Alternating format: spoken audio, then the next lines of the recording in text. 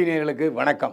இப்போது நாம் பார்க்க போவது காதல் ரீசெட் ரிப்பீட் படத்தின் திரை விமர்சனம். காதல் ரீசெட் ரிப்பீட் படத்தில் ஜியா, மது மகேஷ் உள்ளிட்ட பல புதுமுகங்கள் நடித்திருக்கிறார்கள். ஹாரிஸ் ஜெயராஜ் இசையமைத்திருக்கிறார். கதை, திரைக்கதை, வசனம் எழுதி இயக்கியிருக்கிறார் ஏஎல் விஜய். முதல் காட்சியிலேயே பரபரப்பை ஏற்படுத்தி விடுகிறது காதல் ரீசெட் ரீமேக். ஸ்காட்லாந்து நாட்டுக்கு போறாரு ஒரு இசை போட்டியில் கலந்து கொள்ள கதாநாயகி ஜியா. அங்கே தான் போன பிறகு தான் தெரியுது அவர் காதல் தோல்வி ஏற்படுகிறது. அவரை அழைச்சிட்டு போனவனை லவ் பண்ணுறாரு. டான்ஸர், பாடகர். அவன் இவர் ஏமாத்திடுறான், வேற ஒருத்தியை புருட்டிக்கிட்டு இருக்கான். இதை பார்த்ததும் காதல் தோல்வி அடைஞ்சு நேராக மலை மேலே இருந்து விழுந்துடுறாரு ஜியா.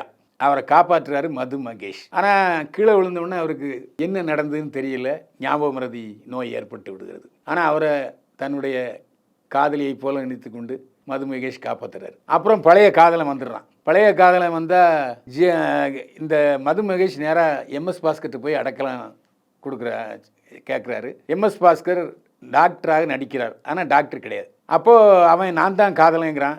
இவளுக்கு குழப்பம் வருது, புதியவனா பழையவனான்னு சொல்லி. இந்த மாதிரி கதை போயிட்டுருக்கு.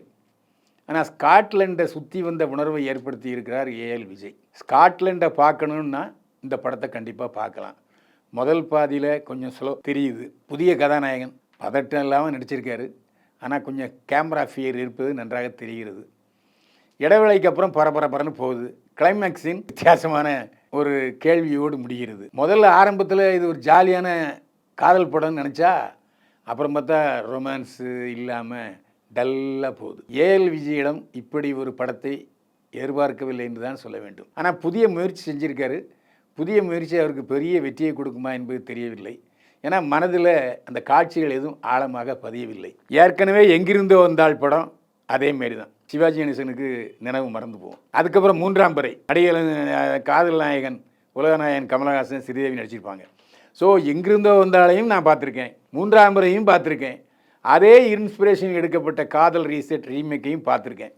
அதனால் கொஞ்சம் நிரடல் இருக்கத்தான் செய்கிறது. இருந்தாலும் ஞாபக மறதிக்காரன் கதை, ஸ்காட்லாண்டு என்பதற்காக ஒரு தடவை கண்டிப்பாக பார்க்கலாம், தப்பு இல்லை. காதல் ரீசெட் ரீமேக் படத்துக்கு பைல்வான் பார்வையில் 100க்கு 35 மதிப்பெண்கள். மீண்டும் சந்திப்போம். வாழ்க வளமுடன்.